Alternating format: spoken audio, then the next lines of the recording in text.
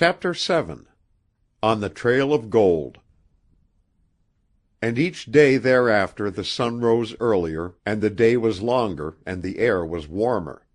And with the warmth there now came the sweet scents of the budding earth and the myriad sounds of the deep, unseen life of the forests, awakening from its long slumber in its bed of snow.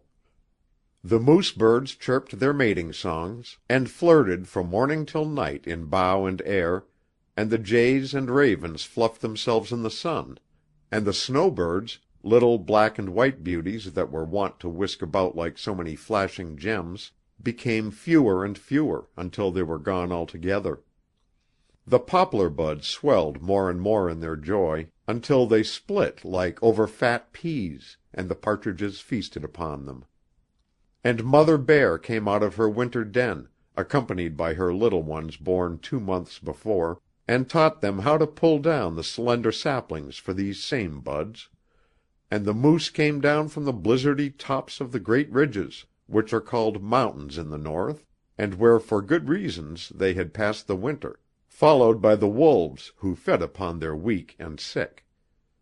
Everywhere there were the rushing torrents of melting snows, the crackle of crumbling ice, the dying frost cries of rock and earth and tree, and each night the cold, pale glow of the aurora borealis crept farther and farther toward the pole in fading glory. It was spring, and at Wabinosh House it brought more joy than elsewhere, for there Roderick Drew joined his mother. We have not time here to dwell on the things that happened at the old Hudson Bay post during the 10 days after their first happy reunion, of the love that sprang up between Rod's mother and Minnetaki, and the princess wife of George Newsome, the factor, of the departure of the soldiers whose task of running down Woonga ended with Rod's desperate fight in the cabin, or of the preparations of the gold hunters themselves. On a certain evening in April, Wabi, Mukoki and Rod had assembled in the latter's room. The next morning they were to start on their long and thrilling adventure into the far north, and on this last night they went carefully over their equipment and plans to see that nothing had been forgotten. That night Rod slept little. For the second time in his life the fever of adventure was running wild in his blood. After the others had gone he studied the precious old map until his eyes grew dim. In the half slumber that came to him afterward his brain worked ceaselessly, and he saw visions of the romantic old cabin again, and the rotting buckskin bag filled with nuggets of gold on the table. He was up before the stars began fading in the dawn, and in the big dining room of the post, in which had gathered the factors and their families for 200 years, the boys ate their breakfast with those whom they were about to leave for many weeks, perhaps months. The factor himself was boisterously cheerful in his efforts to keep up the good cheer of Mrs. Drew and the princess mother, and even Minnetaki forced herself to smile and laugh, though her eyes were red, and all knew that she had been crying. Rod was glad when the meal was over and they went out into the chill air of the morning and down to the edge of the lake where their big birch-bark canoe was loaded and waiting for their departure. And he was still more relieved when they had bade a last good-bye to the 2 mothers. But Minnetaki came down to the canoe with them, and when Wabi kissed her she burst into tears, and Rod felt a queer thickening in his throat as he took her firm little hand and held it for a moment between both his own. "Good-bye, Minnetaki," he whispered. He turned and took his position in the middle of the canoe, and with a last shout Wabi shoved off and the canoe sped out into the gloom. For a long time there was silence except for the rhythmic dip of the 3 paddles. Once Minnetaki's voice came to them faintly, and they answered it with a shout, but that was all. After a time Rod said, "By George, this saying good-bye is the toughest part of the whole business." His words cleared away the feeling of oppression that seemed to have fallen on them. "It's always hard for me to leave Minnetaki," replied Wabigoon. "Some day I'm going to take her on a trip with me. "She'd be a bully fellow!" cried Rod with enthusiasm. From the stern of the canoe came a delighted chuckle from Mukoki. "She brave! She shoot, she hunt. She be damn fine!" he added, and both Rod and Wabi burst out laughing. The young Indian looked at his compass by the light of a match. "We'll strike straight across Lake Nipigon instead of following the shore. What do you say, Muky?" he called back. The old pathfinder was silent. In surprise Wabi ceased paddling and repeated his question. "Don't you think it is safe?" Mukoki wet his hand over the side and held it above his head. "Wind in south," he said. "Maybe no get stronger, but—" "If she did," added Rod dubiously, noting how heavily laden the canoe was, "we'd be in a fix, as sure as you live." "It will take us all of today and half of tomorrow to follow the shore," urged Wabi, "while by cutting straight across the lake we can make the other side early this afternoon. Let's risk it." Mukoki grunted something that was a little less than approval, and Rod felt a peculiar sensation shoot through him as the frail birch headed out into the big lake. Their steady strokes sent the canoe through the water at fully 4 miles an hour, and by the time broad day had come the forest-clad shore of Wabinosh House was only a hazy outline in the distance. The white youth's unspoken fears were dispelled when the sun rose, warm and glorious, over the shimmering lake, driving the chill from the air and seeming to bring with it the sweet scents of the forests far away. Joyfully he labored at his paddle, the mere exhilaration of the morning filling his arms with the strength of a young giant. Wabi whistled and sang wild snatches of Indian song by turns. Rod joined him with Yankee Doodle and the Star Spangled Banner, and even the silent Mukoki gave a whoop now and then to show that he was as happy as they. One thought filled the minds of all. They were fairly started on that most thrilling of all trails, the trail of gold. In their possession was the secret of a great fortune. Romance, adventure, discovery awaited them. The big, silent North, mysterious in its age-old desolation, where even the winds seemed to whisper of strange things that had happened countless years before, was just ahead of them. They were about to bury themselves in its secrets, to wrest from it the yellow treasure it guarded, and their blood tingled and leaped excitedly at the thought. What would be revealed to them? What might they not discover? What strange adventures were they destined to encounter in that unknown world, peopled only by the things of the wild, that stretched trackless and unexplored before them?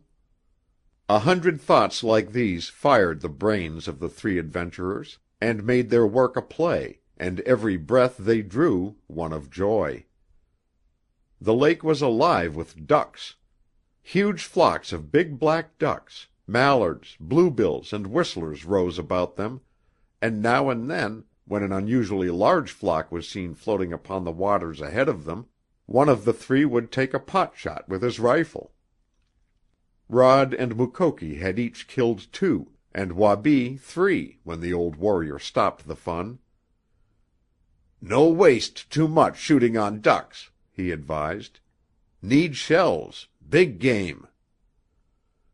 Several times during the morning the 3 rested from their exertions, and at noon they ceased paddling for more than an hour while they ate the generous dinner that had been put up for them at Wabinosh House.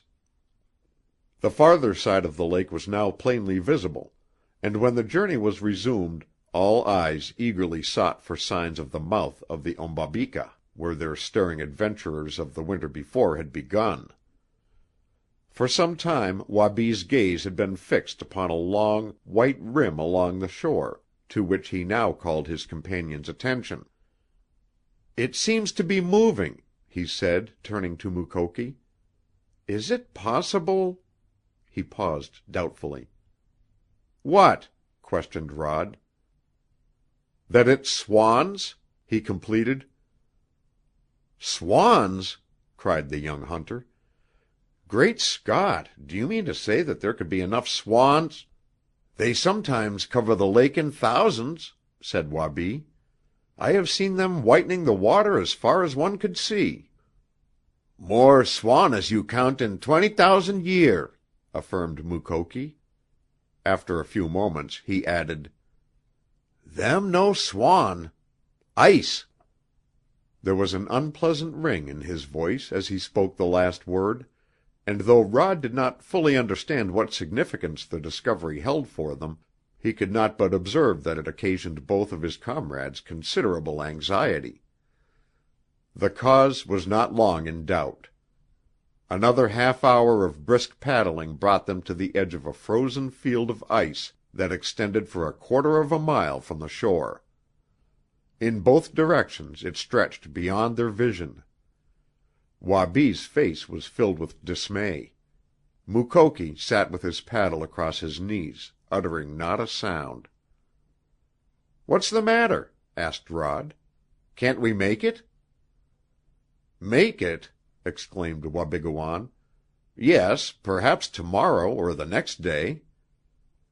"Do you mean to say we can't get over that ice?" "That's just exactly the predicament we are in.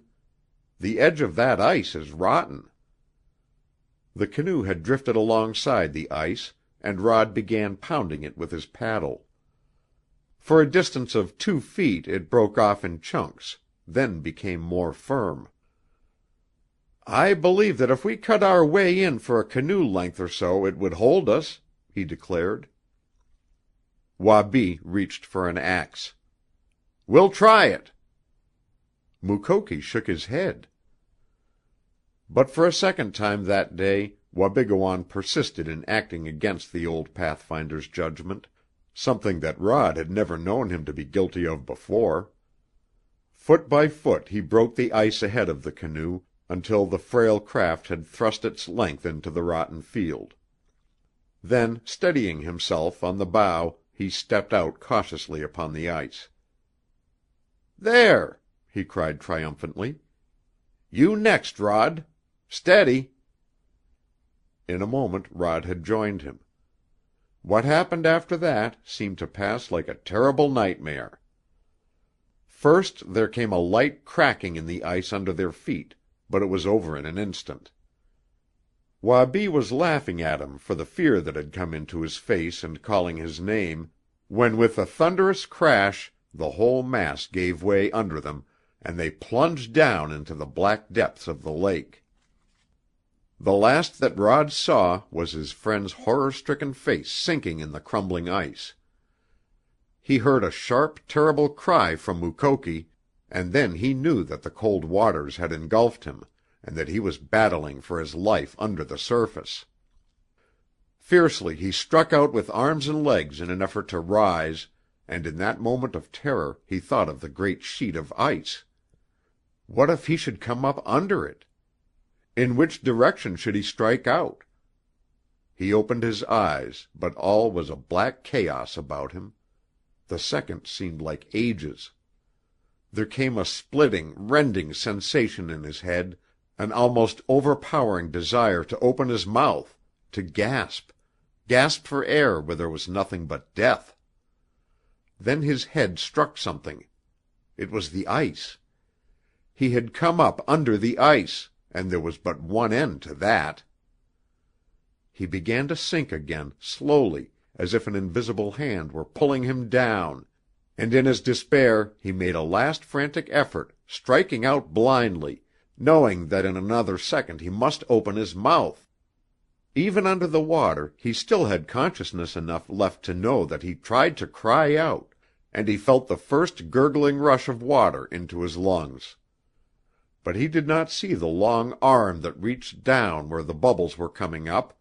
He did not feel the grip that dragged him out upon the ice.